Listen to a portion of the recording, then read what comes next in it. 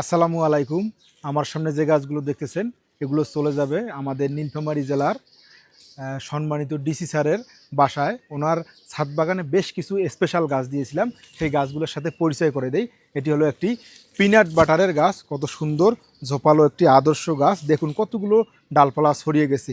এর পাশে এখানে আরেকটি গাছ আছে, এটি হলো মিষ্টি জলপাইয়ের গাছ, জিও ব্যাগে সেট করে দেওয়া আছে, কত সুন্দর একটি আদর্শ গাছ।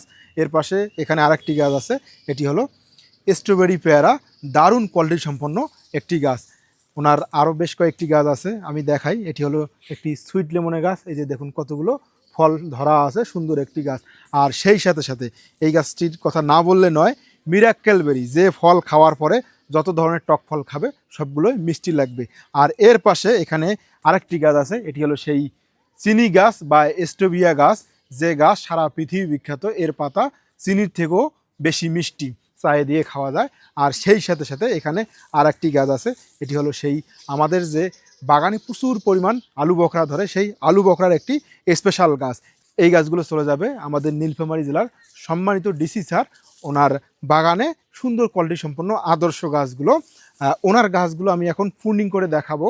এই যে দেখুন, এই গাছটি কিন্তু অনেক ঝোপালো হয়ে গেছে, যদি প্রুনিং করে দেওয়া না হয় এটা আনসাইজ হয়ে যাবে। এজন্য আমাদের সাইজ করে নিতে হলে এই যে এখানে কেটে দিতে হবে, সুন্দরভাবে কেটে দিলাম। গাছটা কিন্তু কেটে দিলাম, অনেকেই বলবেন যে গাছ কেটে দিলে দেখতে অসুন্দর দেখায়, কিন্তু অসুন্দর না। গাছ ঝোপালো করে নেওয়ার জন্য গাছ প্রুনিং করতে হবে।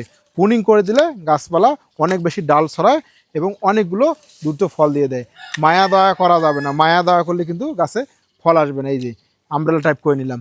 এর পাশে এখানে আরেকটি গাছ আছে, এটি হলো একটি জলপাই গাছ। এই গাছটিও প্রুনিং করে দেই, কারণ প্রুনিং করে দিলে এটারও ডাল বেরিয়ে যাবে, আর না হলে এই ডালটা অনেক দূরে চলে যাবে। এটার এখানে কেটে দিতে হবে, সুন্দরভাবে কেটে দিলাম। দর্শকদের একটা জিনিস জানিয়ে রাখি, যারা ছাদ বাগান করেন তারা এরকম আমব্রেলা টাইপ গাছ করবেন। গাছ প্রুনিং করে দিবেন, ঝোপালো করে নেবেন। ঝোপালো করে নিলে তাহলে গাছে অনেক ডাল হবে, অনেক বেশি ফল চলে আসবে। এর পাশে দেখায়, যদি গাছের ভিতরে যদি মরা ডালপালা থাকে বা যে ডালপালাগুলো কখনোই গাছকে ফল দিবে না, সেগুলো কিন্তু আমাদের কেটে দিতে হবে। এই যে সারের গাছে এই ডালপালাগুলো আছে, এগুলো কেটে দিয়ে দিলাম। সুন্দর এই গাছগুলো চলে যাচ্ছে আমাদের সম্মানিত নীলফামারী জেলার সুযোগ্য ডিসি স্যার। ওনার বাগানে এই সুন্দর কোয়ালিটি সম্পন্ন গাছগুলো চলে যাচ্ছে।